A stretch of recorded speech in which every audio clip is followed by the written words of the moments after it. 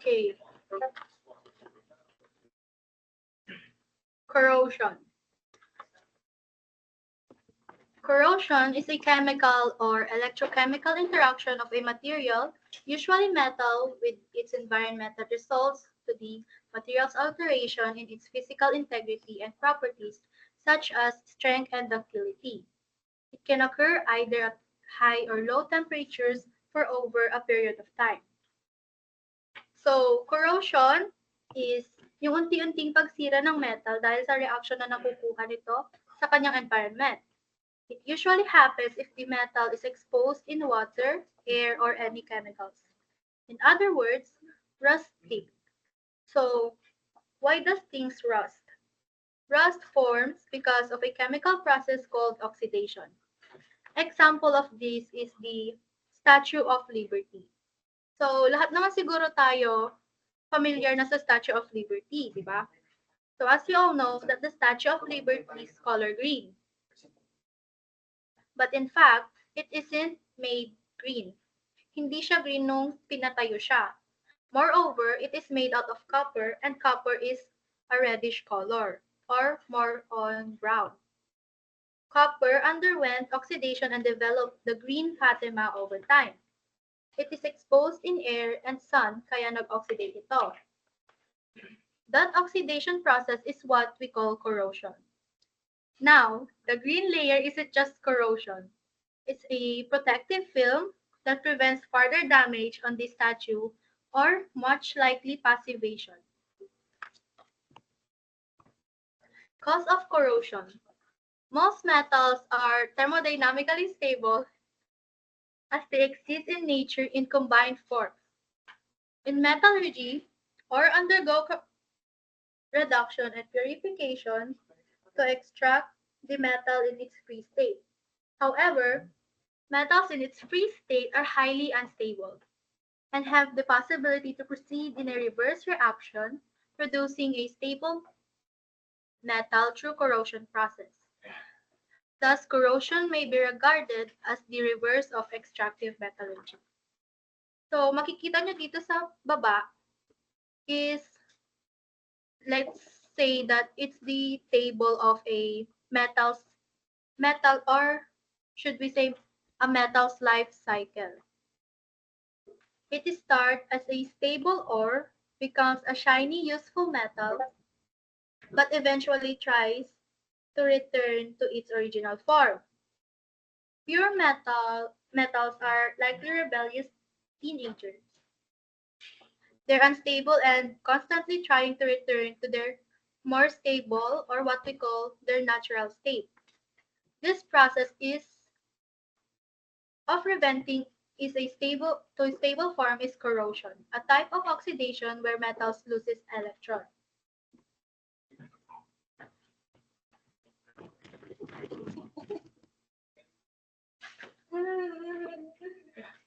So hi guys. Let's move on to the behavior of a metal in an environment. When exposed to specific environments, metals can behave in one of three ways, like immune, active, and passive behavior. Number 1, immune behavior. Some metals like gold, platinum, and silver are highly resistant to corrosion. These are often called noble metals because they don't easily react with their environment. Think of gold jewelry. It stays shiny and beautiful for years with no significant weight loss or damage even in harsh conditions. Fun fact about is gold's immunity to corrosion is one reason it's found intact in Asian artifacts thousands of years old. Number 2, active behavior. It is the state metals corrode continuously because the corrosion products are soluble and do not protect the metal from further deterioration. For example, iron rusts in the presence of water and oxygens, leading to insignificant weight loss and structural weakening. Did you know that a single shipwreck can corrode into nearly 100 tons of rust particles per year in seawater? That's how aggressive corrosion can be in marine environments. Number 3, passive behavior. Here's the middle ground. Some metals like aluminum and stainless steel corrode initially but develop a thin protective film of corrosion products called a passive layer that shields them from further damage. This layer is only about 30 angstroms thick, but it's remarkably effective. However, if this film is scratched or dissolved, the metal can revert to active behavior. Fun fact is aluminum is often used in aircraft and space spacecraft because its natural passive film makes it highly resistant to corrosion, even under extreme conditions like hurricane and storms. Let's move on to the units of corrosion. To quantify corrosion, we use a standard unit called miles per year, MPY. This measures how much material is lost due to corrosion over the course of a year. The formula is MPY is equals to 534 times weight loss all over the density times area times time, where weight loss is in milligrams, density is in grams per cubic centimeter, area is in square inches, time is in hours. To put in perspective, 1 mil is equal to 1 inches. Why is this important? Because measuring corrosion rates allows engineers to predict the lifespan of materials and choose the right metals for specific applications. Fun fact is, in the food industry, even a corrosion rate as low as 1 MPY is unacceptable because it could contaminate food products. This is why stainless steel, with its passive film, is widely used in food processing equipment. So, next slide. Characteristic and uses of corrosion rate. Corrosion rates are classified into five categories, each with specific application. One max is a very low corrosion used in critical industries like food processing, where even minimal contamination must be avoided. Then max for low corrosion, suitable for thin-walled equipment such as pipelines in oil and gas industries. 20 max, very low corrosion, commonly seen in chemical process equipment. 50 max or less, rarely tolerated unless in very thick-walled equipment. Above 50 max, it is excessive corrosion. It is almost never acceptable, except in rare cases where material loss isn't a concern, such as in temporary structures. Fun fact about is that the Great Wall of China is undergoing corrosion, not of a metal but of its stone due to acid rain caused by industrial pollution. So let's move on to our next presenter,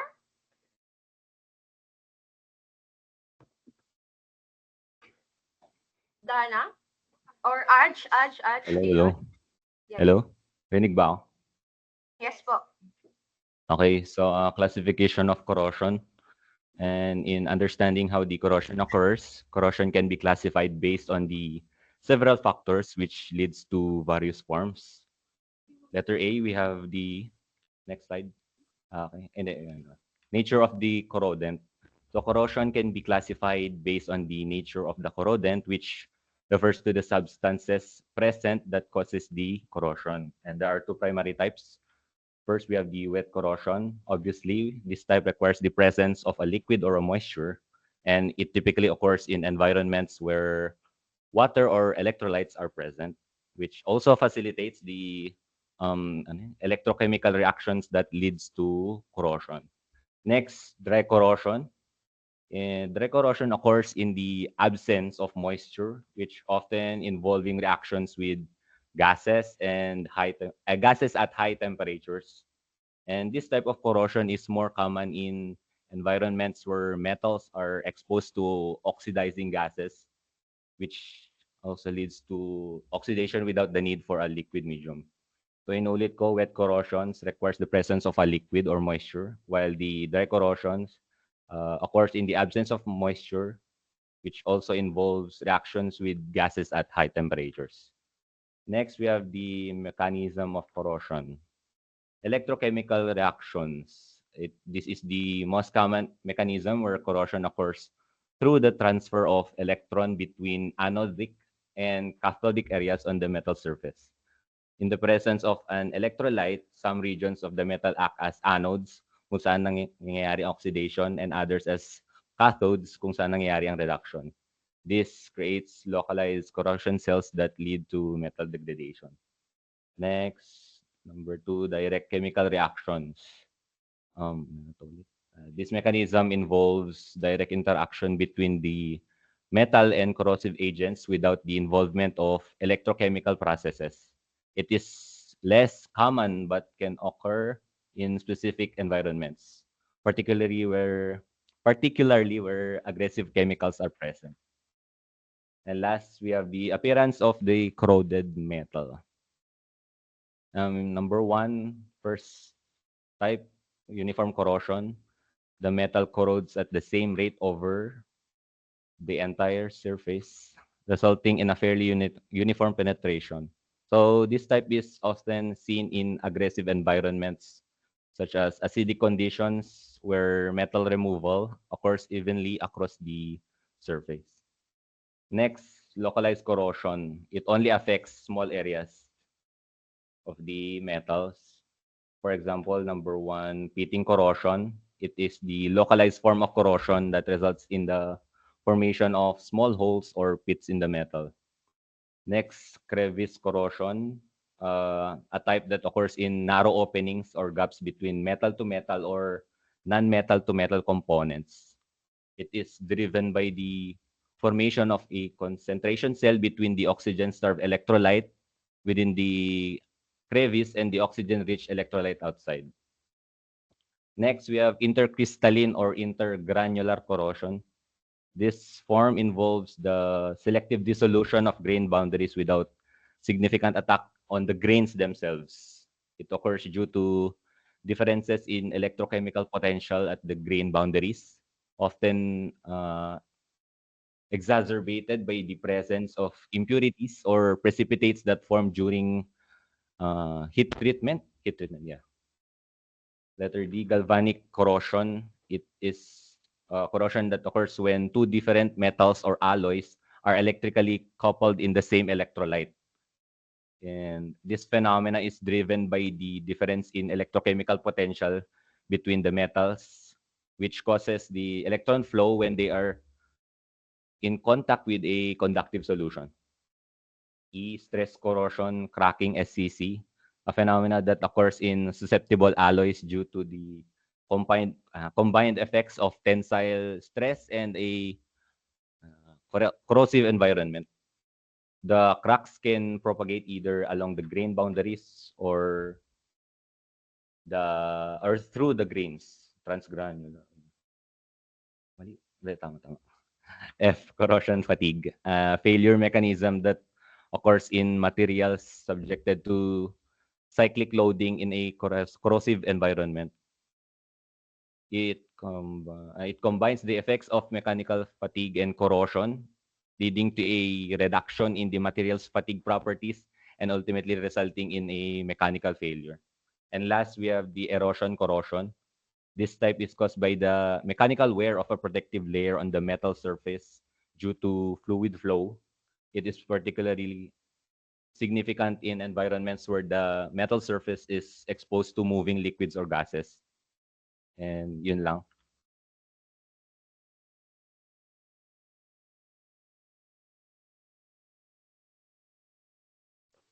Okay, next slide, please.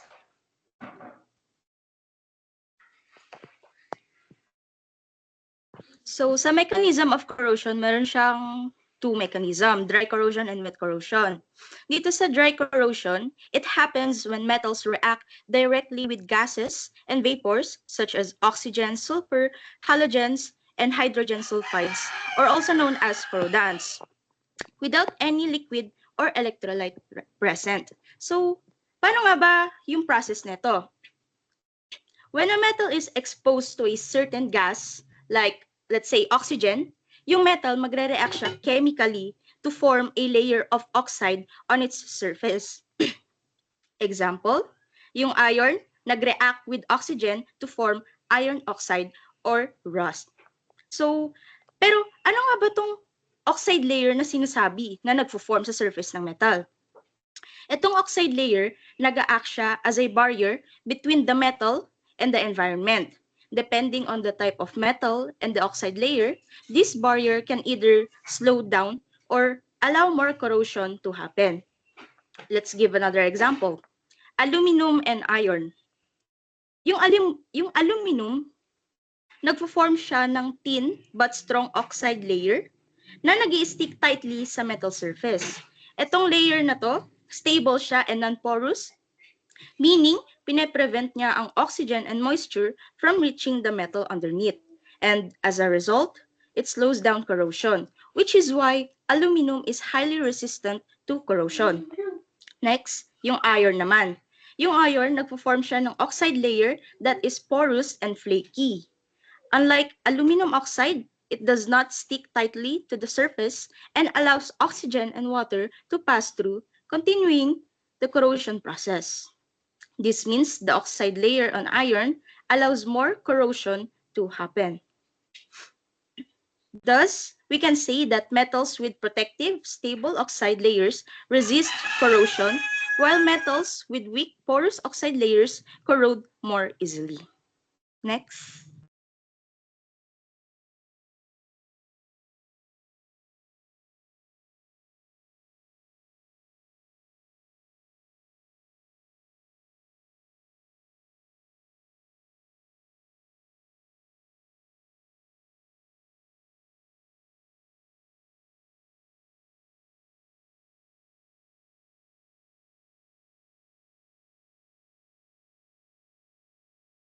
Next presenter, Mr. Jandel Aguinaldo.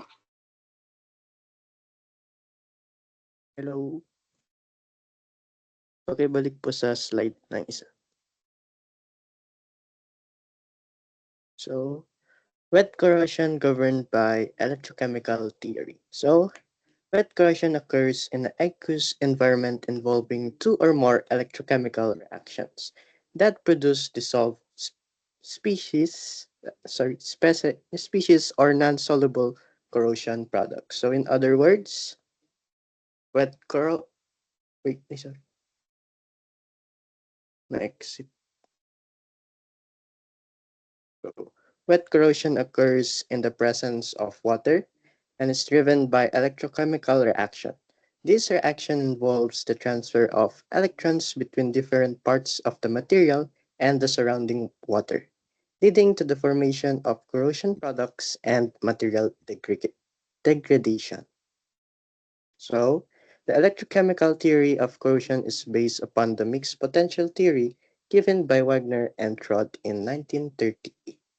The main hypothesis of this theory includes that any electrochemical reaction can be divided into at least one oxidation and one reductipon reaction, and there is no net accumulation of charge during an electrochemical reaction.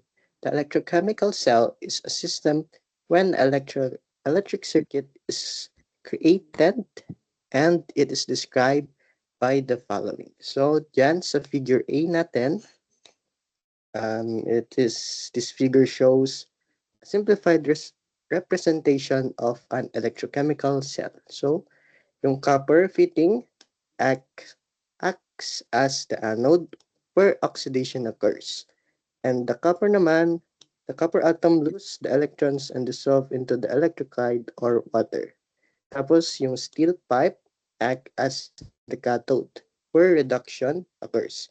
Electrons from the anode flow through the external circuit to the cathode, where they are consumed in a reduction reaction. Tapos yung water ay ang electrolyte. Sa figure B naman, dito sa right side, is more realistic depiction of a corrosion cell that can occur in a practical setting. Yung, yung steel pipe act as an anode, tapos yung copper fitting act as a cathode, and yung water is electrolyte. So, next slide po.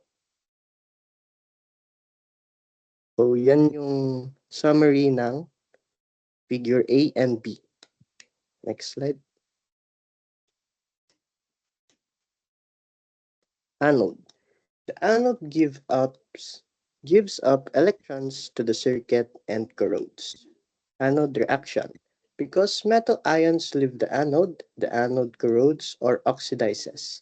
This is the location on the metal surface where metal atoms go into the electrolytic solution as metal ions and weight loss occurs. The direct current going through the corrosion cell enters the solution at the anode. The reactions at the anode are referred to as anodic and are oxidation reaction. This is electrons are generated. So what happens? The anode is where the metal atom lose electrons or oxidation and dissolve into the electrolyte as metal ions. This process is called corrosion and it results in the weight loss of the metals. So what happens? The anode is the more reactive metal in the system. It has a higher tendency to give up electrons, creating a flow of electrical current. Next. Cathode. The cathode receives electrons from the circuit by means of a chemical or cathode reaction. Ions that combine with the electrons produced by product at the cathode. No corrosion occurs and no weight loss occurs. These reactions are cathodic or reduction reaction. That is, electrons are consumed. The direct current flowing through the corrosion cell enters the metal at the cathode.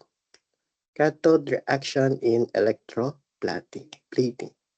In electroplating, a cathodic reduction reaction, the metal of ions either intentionally add to the electrolyte or formed by the anode reaction, combined with electrons at the cathode. The metal then plates or and covers the cathode surface. Cathode reaction in corrosion. Except in unusual condition, plating of metal does not occur during the electrochemical corrosion. Instead, the reduction reaction forms a gas, solid, or liquid byproduct at the cathode. So, what happened sa cathode? So, the cathode is where electrons from the anode are consumed in a reduction reaction. This reaction involves the gain of electrons by ions in the electrolyte, producing a byproduct like a gas, solid, or liquid. So why it happens? The cathode is the less reactive metal, accepting electrons from the anode to balance the electrical circuit. Next.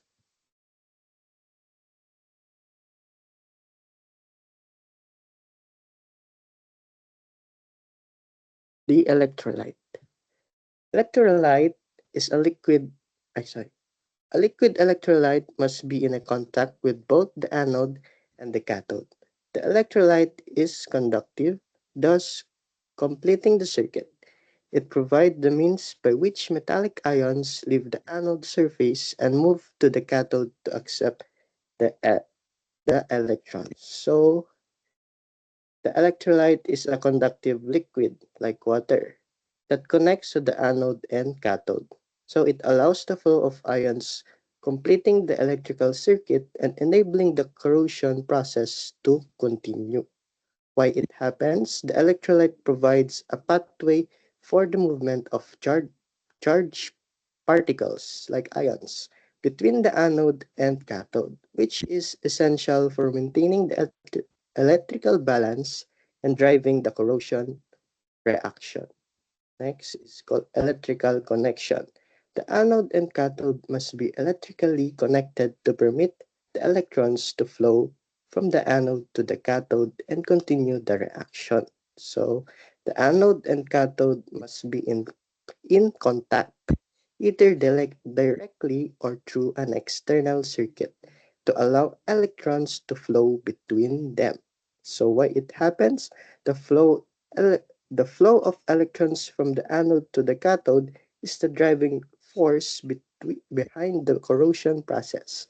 Without this connection, the reaction at the anode and cathode cannot occur. So next slide will present ni Dalan. So thank you. Reactions in corrosion cell. In a corrosion cell, current flows through the solution via ions, with cations moving toward the cathode and anions moving toward the anode. At the same time, within the metal, electrons flow from the anode, where the metal breaks down, to the cathode, where reduction reactions occur. Although electrons move from anode to cathode, current is conventionally thought to flow from cathode to anode. This movement of ions in the solution and electrons in the metal completes the circuit and drives corrosion. The corrosion rate depends on the balance of reactions in the corrosion cell. The metal dissolves or oxidizes at the anode only as fast as electrons are consumed by reduction reactions at the cathode. If reduction slows down, oxidation slows too. Resistance in the ionic or electronic paths can also limit the corrosion rate by reducing current flow. The rate of electron flow matches the rate of oxidation and reduction reactions, and the driving force for this process is the electrical potential difference between the anode and cathode. Next slide, please.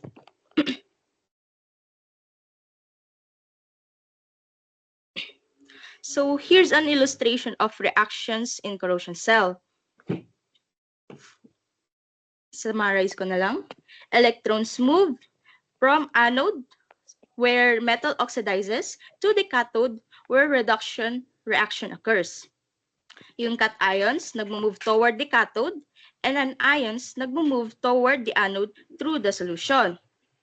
The flow of electrons in the metal and ions in the solution completes the circuit, driving corrosion. And last, yung rate nagdadepend sa balance of oxidation and reduction reactions, resistance, and potential difference. That's all. Next presenter.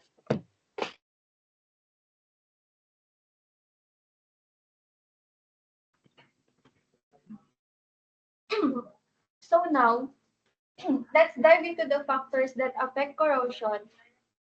Okay. First is the nature of metal. The properties of metal itself play a huge role in how fast or slow it corrodes. Let's look Let's look at some specific factors. Number one, position in the galvanic series. When two or more metals are in electrical as well as electrolytic contact, the more reactive metal suffers corrosion. The greater is the potential difference between the two metals coupled together, the greater is the rate of corrosion. Excuse me. When two metals are connected, like iron and copper, the more reactive metal corrodes faster. Number two, purity of the metal. Generally, an impure metal corrodes much faster than a pure metal. Impurities cause heterogeneity and form tiny electrochemical cells at the exposed parts, and the anodic parts get corroded. For instance, a pure gold doesn't corrode, but impure gold might tarnish over time. Number three, relative areas of anodic and cathodic parts. Small anodic area and large cathodic area gives rise to an intense localized corrosion. This is because the demand for electrons by large cathodic areas can be met by smaller anodic areas by undergoing corrosion more rapidly. Metals have part called anodes and cathodes when they corrode. Anodes that loses material is called oxidation, cathodes that gain electrons is called reduction. Number 4. Passive character of metals.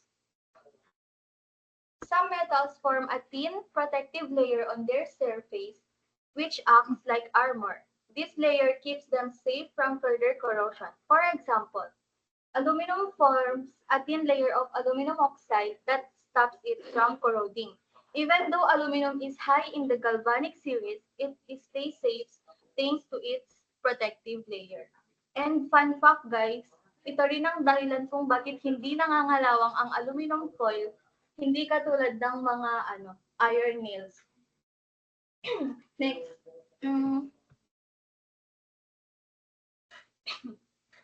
Physical state of the metal. The smaller the grain size of the metal, higher will be its solubility and greater will be its corrosion. And last is the other factors such as nature of surface film and volatility of corrosion products also affect the rate of corrosion. The type of surface film like oxide layers and the nature of corrosion products, volatile or not, can also impact corrosion. For example, yung metals with stable, non-volatile corrosion products like aluminum corrode slower than metals with unstable, volatile products. Did you know that stress can make metals break down faster? Stress doesn't just affect humans, but it also affects metals too, entitled stress and corrosion. But before that, let's talk about the nature of corroding environment first, which will be discussed by Mr. Mora. Okay, next. Nature of corroding environment. A chemical composition and physical state of the environment significantly influence corrosion. For example, environments rich in chloride ions like seawater accelerates corrosion. Temperature. Higher temperatures generally increase the rate of corrosion because they enhance the reactivity of the metal and aggressiveness of the medium. However, in some cases, extremely high temperatures may form protective oxide layers. Humidity air. Humidity provides moisture, which acts as electrolytes to facilitate electrochemical reactions. High relative humidity, less than 60%, can significantly accelerate corrosion, specifically in the air contains pollutants. Conductance of the corroding medium. A higher electrical conductivity of the medium allows for easily ion movement, which promotes faster corrosion. For instance, salt water has higher conductivity than pure water and causes rapid corrosion. pH. Next slide.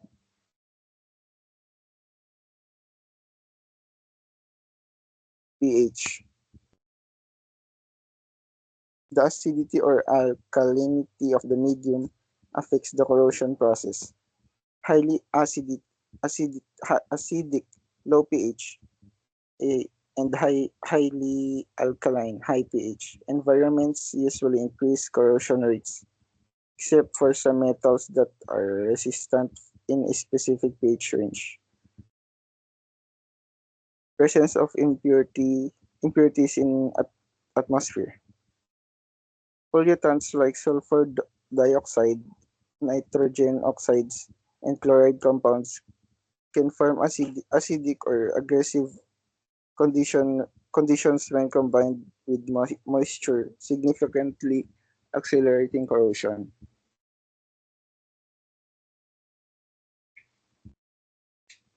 Other factors such as presence of impurities in atmosphere, flow velocity of process, stream, and process presence of impurities in the atmosphere can influence the rate of corrosion.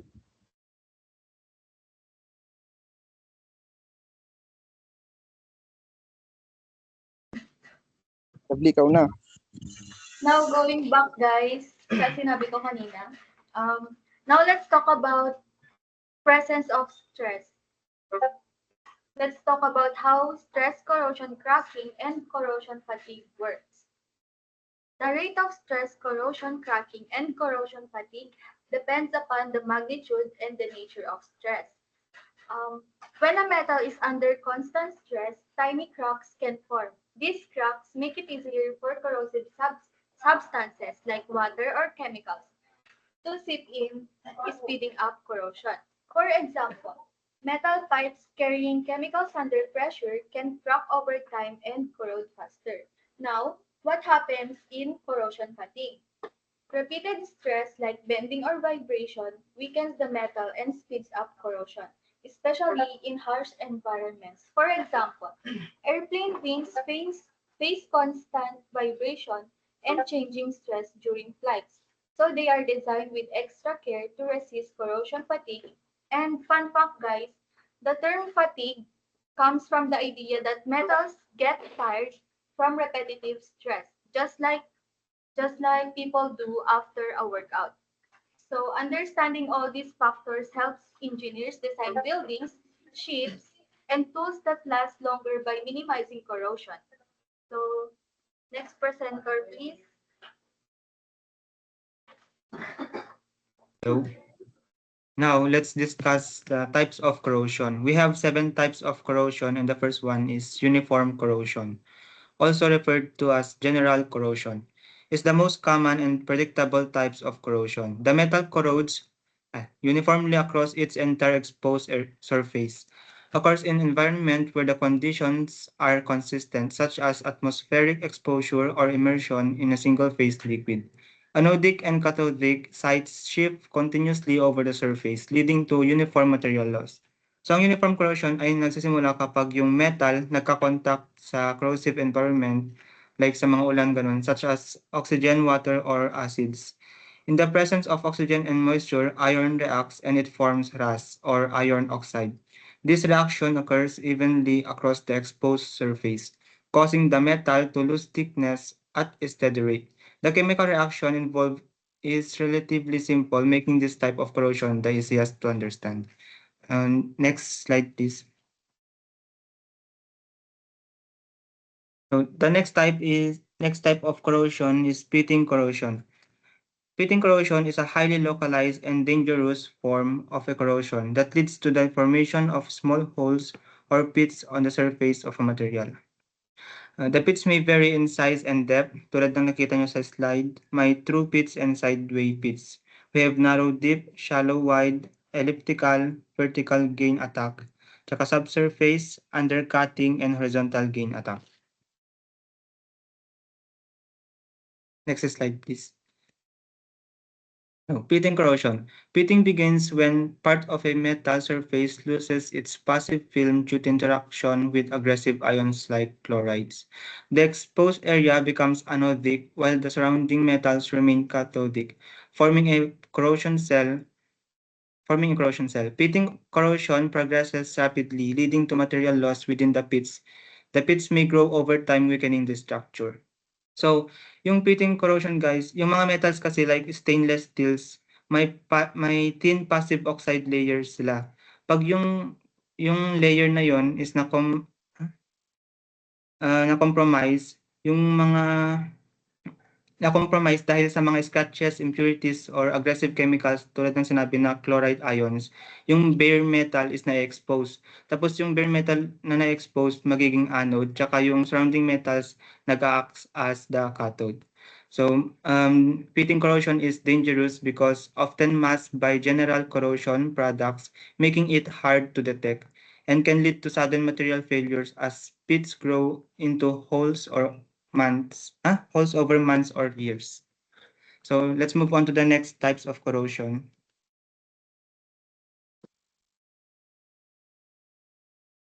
So I will be discussing the crevice corrosion. Crevice corrosion is a localized form of corrosion usually associated with a stagnant solution on the microenvironmental level. Such stagnant microenvironments tend to occur in crevices, such as formed under gaskets, washers, insulation material, fastener heads, surface deposits, bonded coatings, threads, lap joints, and clamps. Occurs under gaskets, rivets, and bolts between the valve discs and seats. Well-known examples of such geometrics including flanges, gaskets, disbanded linings or coatings, fasteners, lap joints, and surface deposits. So how does this happen? When a stagnant solution is trapped in a crevice, oxygen levels deplete and the metal ions in the crevice become more positive.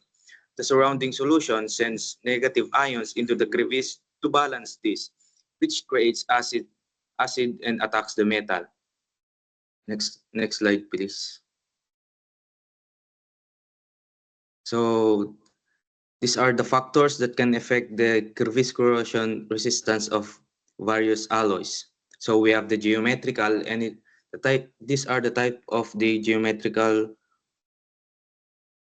which are the type of crevice, metal to non-metal or non-metal to metal. Wait, hindi ko makita. Crevice gap and depth, exterior to interior surface area ratio. The second one is the environmental, which have the types of bulk solution, auto content, pH, and chloride level, temperature, and agitation. Diffusion and convection, crevice solution such as hydrolysis, equilibria, and biological influences. Next slide, please. And the third one is the electrochemical reaction that has a type of medical dissolution or auto reduction and H2 evolution. The last one is the metallurgical. It has the type of alloy composition, major and minor elements, and impurities. Next slide po. Next slide po. Hello? Oh, next slide. So these are the example images of the crevice corrosion. So as you can see, it occurs in many alloys, including aluminum, copper, stainless steel, and titanium. It is most likely to occur in seawater applications and in areas like bolted and riveted connections under washers and gaskets, and in fastener threads. Next slide po. Next slide po. So we have the galvanic corrosion. Galvanic corrosion, also called as similar metal corrosion, takes place when two metals are in physical contact with each other and are immersed in conducting fluid. Corrosion damage induced when two dissimilar materials are coupled in a corrosive electrolyte. So, ano ang process ng galvanic corrosion? When two metals with different electrical potentials are connected, one metal becomes the anode and corrodes faster, while the other becomes the cathode and corrodes slower. So ang causes ng galvanic corrosion ay nagre-require ng three elements, which are the two metals with different corrosion potentials. The second one is direct metal to metal electrical contact, and the last one is a conductive electrolyte solution such as water. Next slide po. Next slide po. So here are the example. Ayan, dyan na. So there are two types of cells in galvanic corrosion. The first one is composition cells. This occur when two different metals or alloys like copper and iron form an electrolytic cell. The more reactive metal becomes the anode and corrodes, while the less reactive metal serves as the cathode and is protected. Galvanic corrosion causes the anode to corrode more rapidly than it would if uncoupled. Slide po. So the second one is the concentration cells. Concentration cells is when a different solution concentrations are present on the same metal surface. A concentration cell is formed which leads to preferential corrosion. 2. When attack on the junction of two dissimilar alloys is limited to one of two, one usually has a galvanic corrosion. Next slide po. Next slide po. Okay, Charles John Parago will discuss the next slide. Pakibalik nga. Slide. Okay. Erosion, corrosion. It is a combination of mechanical wear and corrosion that accelerates metal deterioration. In the process of erosion, metal is removed as dissolved ions, solid corrosion products, or elemental particles. The eroded metal has appearance features of grooves, waves, round holes, or horseshoe shapes, marks as shown in the picture. Analyzing this appearance will indicate flow direction. Next slide, please.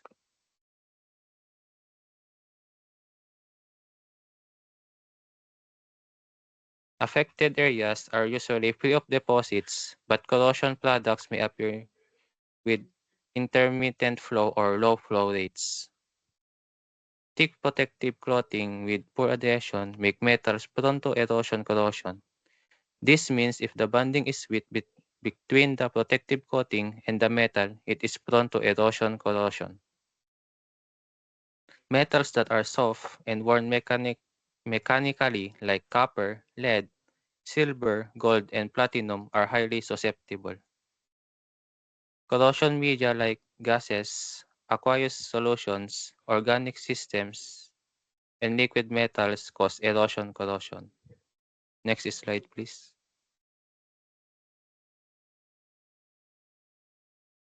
There are two special forms of erosion corrosion, which is impingement and cavitation. In impingement, it is caused by the turbulence or impinging flow. It occurs in pumps, valves, orifices, on heat exchanger tubes, and at elbows and teeth in tubes or pipelines. In cavitation, it is caused by the formation and collapse of vapor bubbles in a liquid against a metal surface. Occurs in hydraulic turbines, on pump impellers, on ship propellers, and on many surfaces in contact with high-velocity liquid subjects to change in pressure. That's all for erosion corrosion. Next presenter, please. So, intergranular corrosion. Intergranular corrosion is a localized form of corrosion that occurs along the grain boundaries of a metal due to chemical structural or structural differences, often caused by heat treatment or welding. This weakens the material internally while leaving the bulk of the surface intact. Intergranular corrosion happens when certain metals like stainless steel corrode along their grain boundaries. The thin lines where crystals of the metal meet while the rest of the materials stay intact. This weakens the metal even though it might look fine on the surface. So ang intergranular corrosion naman, sa loob yung tina-target niya dahil sa pagbabago ng mga structural or structural dahil sa mga heat treatment or for example yung pag-welding ganun. Next slide please. Intergranular corrosion, how it happens. Grain boundaries in metal can have impurities or chemical differences.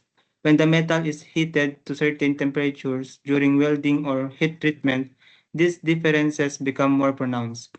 In stainless steel, for example, chromium combines with carbon to form tiny particles called chromium carbides along the grain boundaries. This removes chromium from the nearby areas, leaving them vulnerable to corrosion. Next slide, please.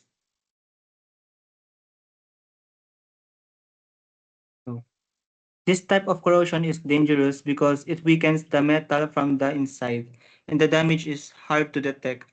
It can lead to sudden failures like a pipeline bursting on or a component breaking without any visible warning. Intergranular corrosion attacks metal along its grain boundaries, often due to high temperatures. It weakens the material and can cause sudden failure, but it can be prevented by using better material and heat treatments. Next type of corrosion is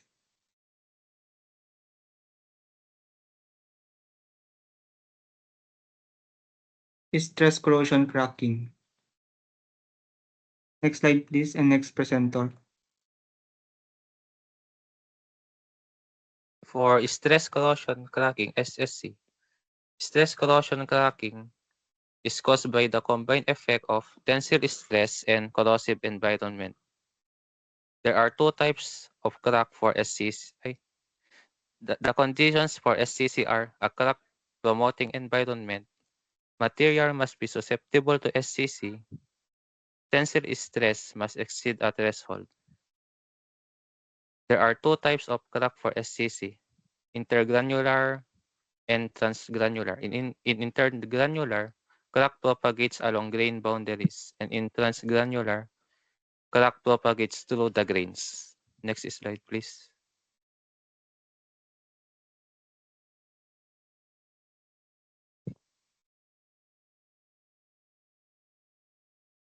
Next. The factors that affect on the susceptibility of a material to SCC are alloy composition, affects protective films stability. Impurities and trace elements contribute to increased susceptibility. Next is the metallurgical conditions which affect the susceptibility to SCC are grain size, grain boundary segregation, and residual stress. Additionally, the strength level, phase distribution, and grain orientation. SCC cracks extend by branching and deepen over time, growing perpendicularly to applied stress. Next slide, please.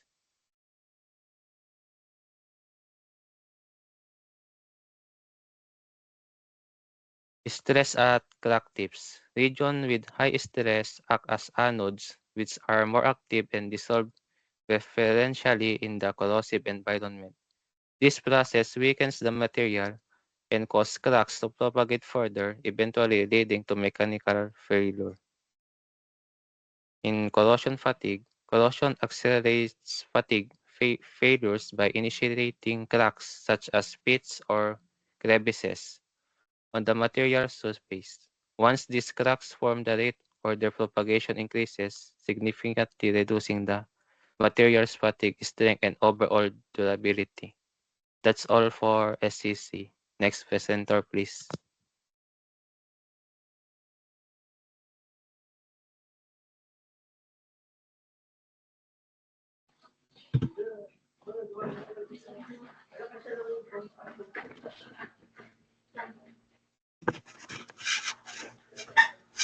Rate of corrosion body.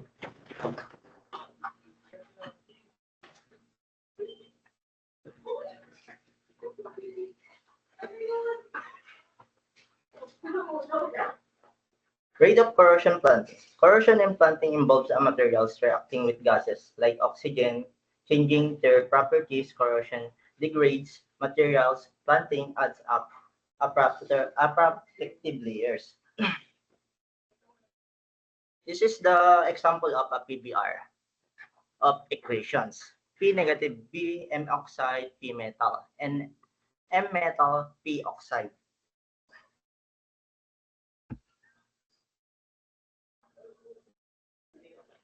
Filling bed work ratio. A filling bed work ratio, or a PBR, is a concept used in a material science to determine a protectiveness of an oxide layer. Form a metal surface during oxidation. It's a measure of whether the oxide layer will protect the metal from further corrosion or not. If the ratio is close to 1, the oxide layer is considered protective and will adhere well to the metal surface. If it's much less than 1, the oxide layer is too thin and won't provide protection. If it's much greater than 2, the oxide layer is too thick and might crack or flake off, exposing the metal of a further corrosion. Example of getting the filling bedwork ratio. First, get the molar masses of densities, which is the magnesium is 1.74 grams centimeter, and magnesium of oxygen is 3.58. Then get the molar volume, which is 13.97 and 11.26 centimeter. Then we balance the reaction. 2 magnesium and oxygen, 2 magnesium oxygen. This means 2 moles of magnesium form 2 moles of magnesium oxygen, which is the PBR per magnesium is approximately 0.805. This value is less than 1, indicating that the volume of magnesium oxygen formed is less than the volume of magnesium consumed. This usually results in a porous oxide layer offering little protection against a further oxidation. Magnesium readily oxidizes because of this. In the top is the example of linear equation. Oxidation speeds depends on oxygen access. A porous oxide layer like a magnesium allows continuous oxygen access, leading to a linear, steady oxidation rate. Conversely, a non-porous layer slows oxidation. The second equation is a parabolic equations. The thickness of the oxide layers, time, and a constant related to the metal and the temperature are crucial factors for a parabolic relationship. Materials like iron, copper, and nickel. When the diffusion through a non-porous oxide layer is controlling a factor. This equation is an example of logarithmic equations. Tin oxide film on metal like aluminum and chromium offer protection that increase with thickness, but at a slowing rate. More layers add less and less extra protection. Constant K and C are specific to a certain temperature, environment, and a composition.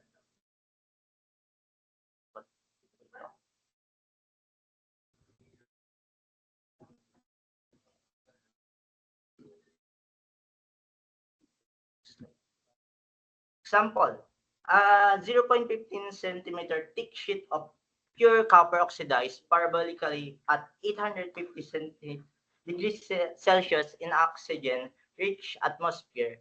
The parabolic rate constant K for this process is 2.5 times 10 raised to negative 11 centimeters square of seconds.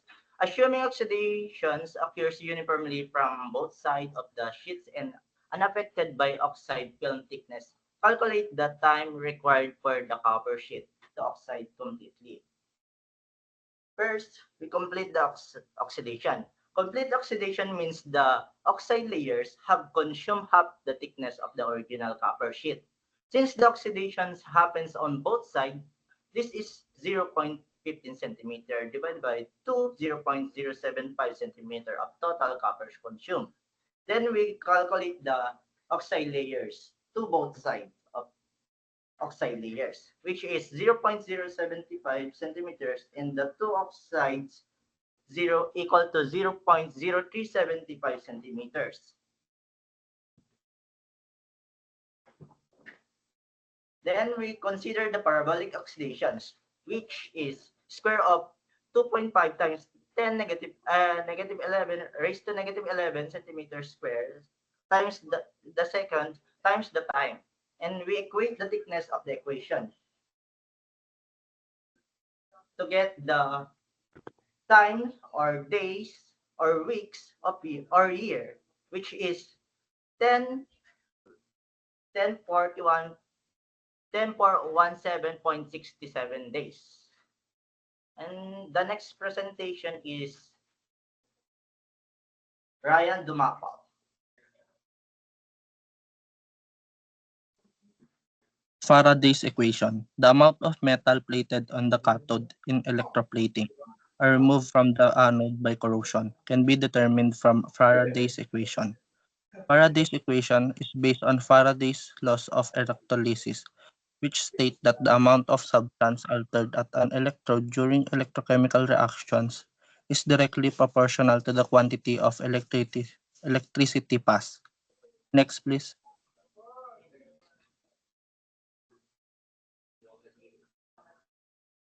Faraday's equations is expressed as W is equals to ITM over NF.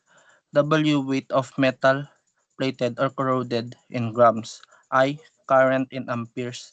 T time in seconds. M atomic or molecular mass of the metal in grams per mole. N number of electrons exchanged in the reaction. F Faraday's constant and 6,500 coulomb per mole. Next slide. Learning activity. Design a process to electroplate a 0.1 centimeter thick layer of copper onto a 1 centimeter by 1 centimeter cathode surface. Copper density 8.93 grams centimeter cube. Given thickness of copper 0.1 centimeter. Area of cathode 1 squared centimeter. Density of copper 8.93 grams cubic centimeter. Atomic mass of copper 63.54 grams per mole. To find the atomic mass of copper, it can be found directly in the periodic table, and it is listed as 63.4 grams per mole. Charge on copper ions. To find N, or the charge on copper ions, we need to solve it using redox. Faraday's constant, F, 96,500 coulomb per mole. Next slide.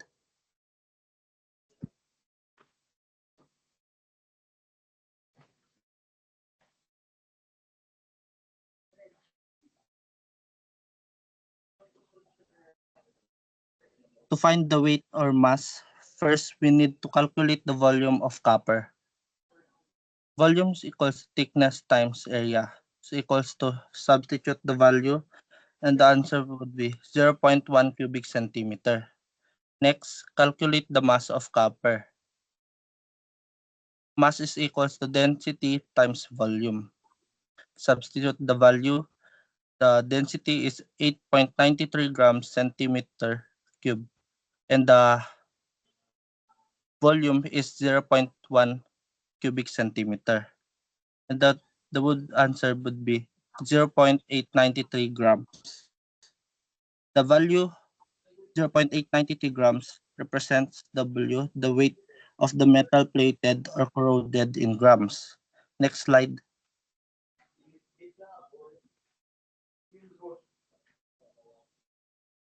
Use Faraday's equation.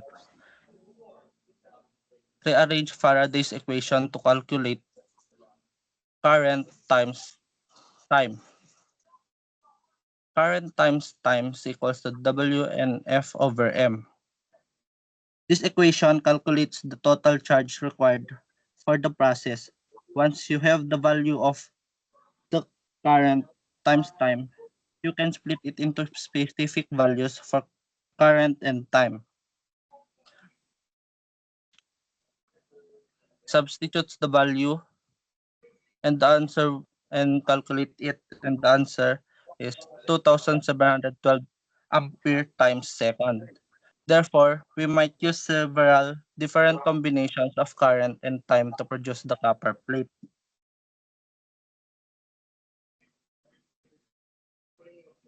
You can see in this table, 0.1A is 7.5 hours. A lower current results in a longer plating time, while a higher current leads to a shorter plating time. You can see in this table is 0.1A ampere takes 7.5 hours, and the 100 amperes takes only 45 minutes. That's all. Next presenter.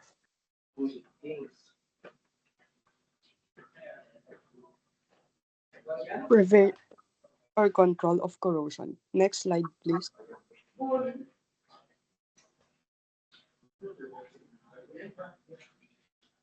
Avoid sharp bends and corners. Sharp bends in fluid systems cause localized damage due to increased flow velocity, leading to corrosion. Designing with smooth curves reduces this risk. Avoid galvanic coupling. When two different metals are joined, they can cause accelerated corrosion. To prevent this, either insulate the metals or choose ones that are close in the electrochemical series to reduce the potential difference. Design fluid systems to prevent stagnation. Designing fluid systems to be closed and ensuring proper drainage prevents stagnant fluid, which can lead to corrosion in dead end areas. Avoid crevices.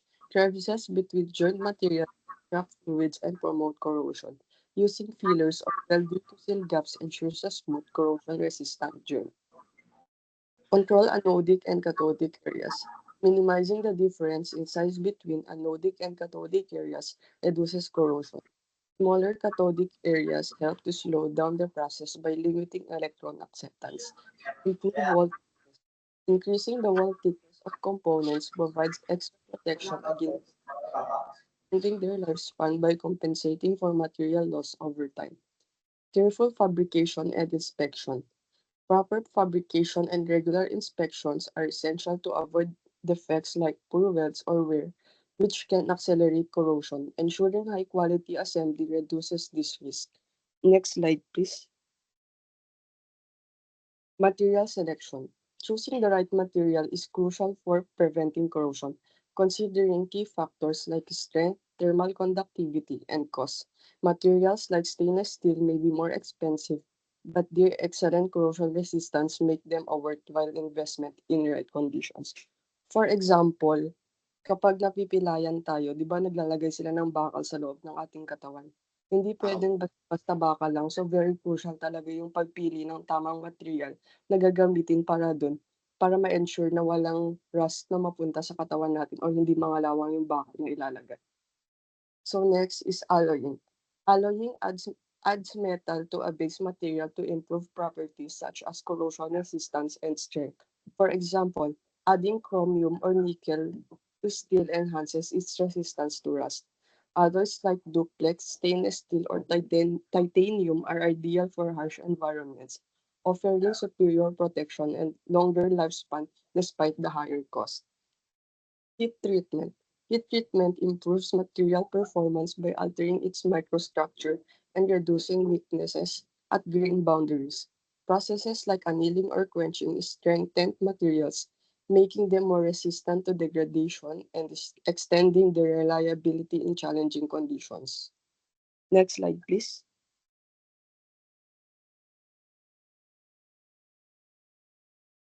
Removal of corrosive elements. Reducing moisture and oxygen is key to preventing corrosion. Silica gel can absorb excess moisture and controlling temperature helps to slow corrosion. To reduce oxygen, we can deaerate fluids or use oxygen scavengers, creating a less corrosive environment for our components. Control temperature and pH. Temperature and pH are critical factors. Lowering temperature slows corrosion and maintaining an optimal pH helps prevent corrosion acceleration.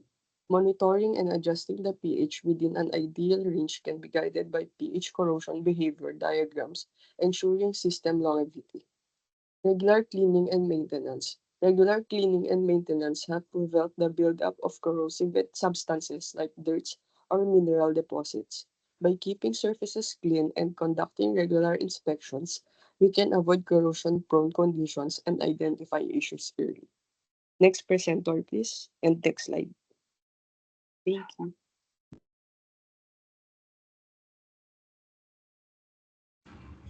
So next is the use of inhibitors. Inhibitors is a substances that reduces the rate of corrosion by forming a layer which acts as a barrier. So the first inhibitor is cathodic inhibitors, in which it prevents corrosion by reducing the cathodic reaction rate, typically through mechanisms like forming protective films, scavenging oxygen, or reducing reactant diffusion. Common types include oxygen scavengers, precipitation inhibitors, and reducing agents. The second one is organic inhibitors. It prevents corrosion by absorbing onto the metal surface and forming a protective hydrophobic film that blocks corrosive agents. This block These inhibitors often contain functional groups like carboxylates or phosphonates, which enhance their bonding to the metals.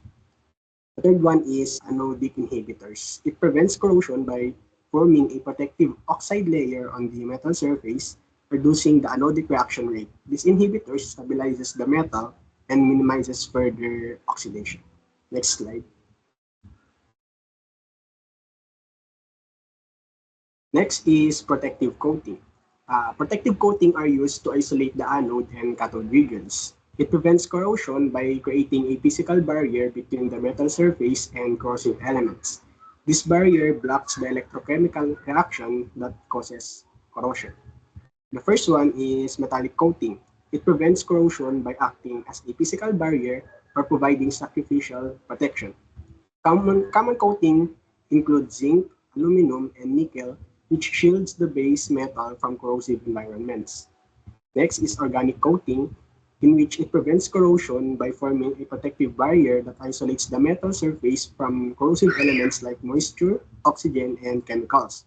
These coatings, such as paints, varnishes, and epoxy resins, are widely used in industries like construction, automotive, and marine to protect metal structures and equipment. The last one is inorganic coating, in which it prevents corrosion by creating a durable, protective layer that resists chemical and environmental degradation. Common types include ceramic coatings, anodized layer, and silica-based films, which acts as barriers against moisture, oxygen, and corrosive agents. Next slide. So next is the cathodic protection. We can prevent corrosion by supplying the metal with electrons and forcing the metal to be a cathode. It suppresses the corrosion current that causes damage in a corrosion cell and forces the current to flow to the metal structure to be protected. So by appropriate galvanic coupling, it prevents corrosion by pairing metals with carefully selected galvanic potentials, ensuring that the less noble metal or the anode corrodes preferentially, protecting the more noble metal or the cathode. This method, often used in marine environments, pipelines, and structures, leverages sacrificial anodes like zinc or magnesium to shield metals like steel or aluminum. The next one is impressed current cathodic protection or ICCP, where it prevents corrosion by applying a controlled electrical current to a metal structure, making it the cathode in an electrochemical cell. This method uses an external power source and inert anodes such as titanium or graphite to deliver the protective current. Commonly used in pipelines, storage tanks, and marine structures, ICCP effectively protects large and buried systems from corrosion. Next slide.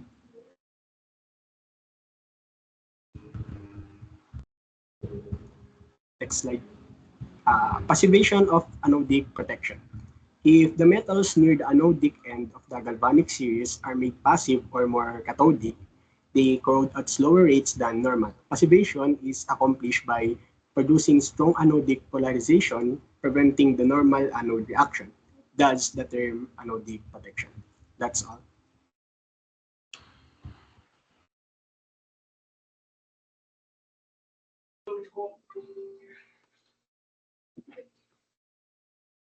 So, conclusion. In conclusion, corrosion is a natural process driven by metals seeking a stability in their environment.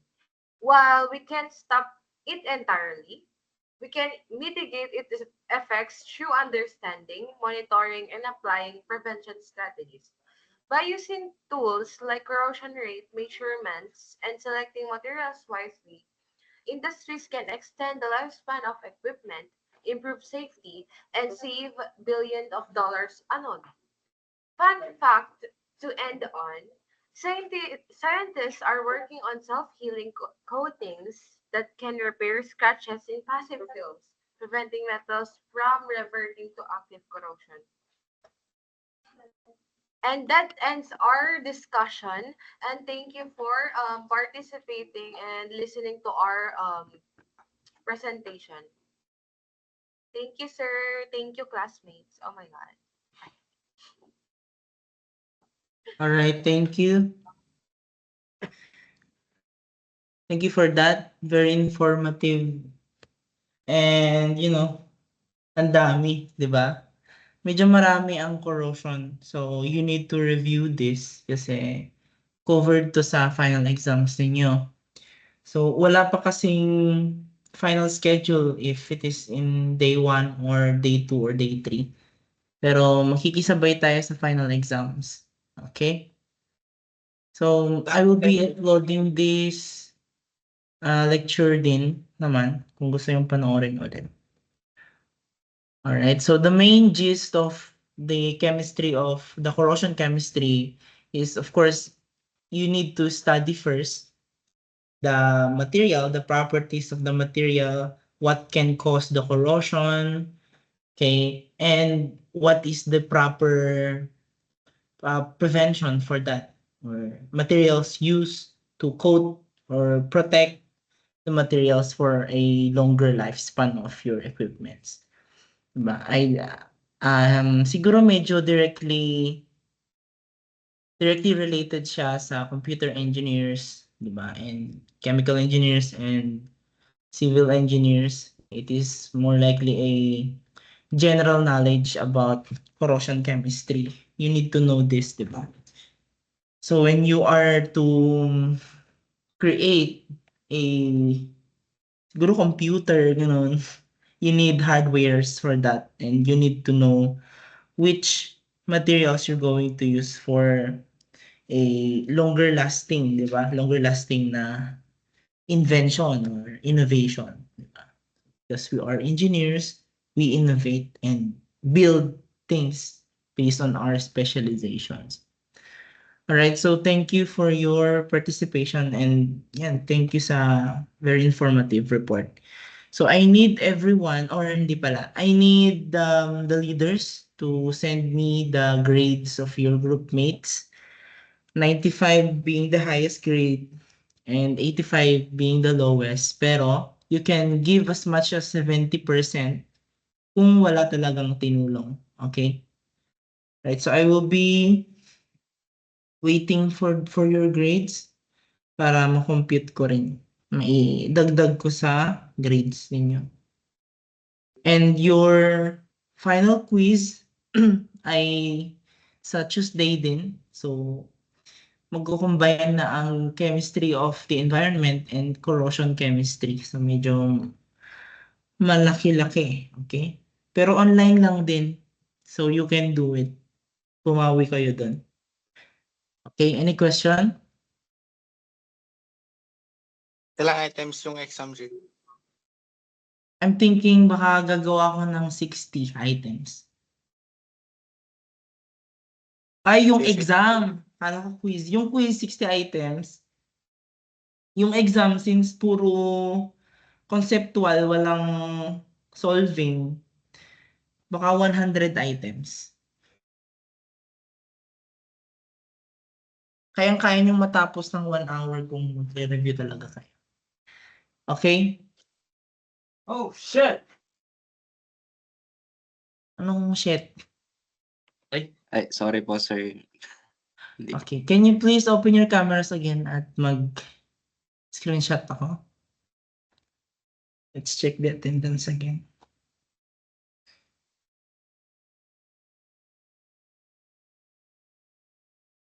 Okay, sige.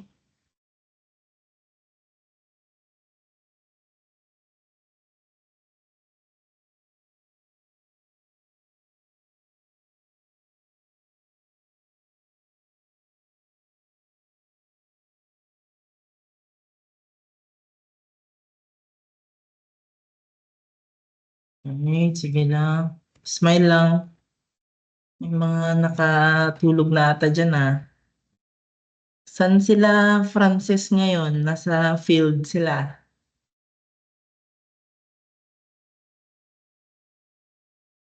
Right.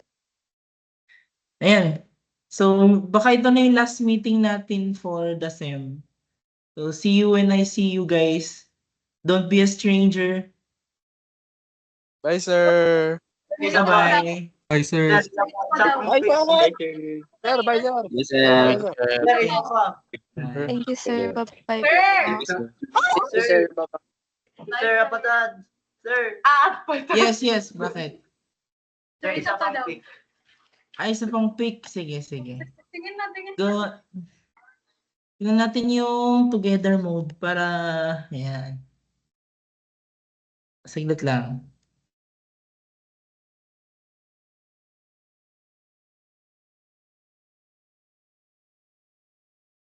Ayan. Sige, open yung camera niyo. Mag-open din ako. Saglit lang.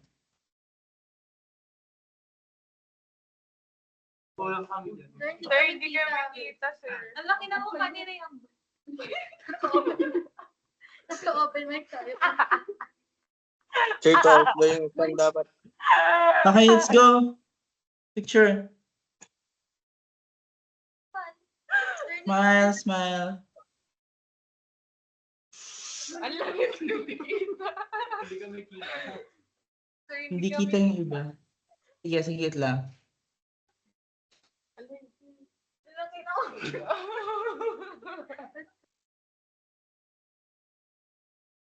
Ayan. Kita na kayo lahat.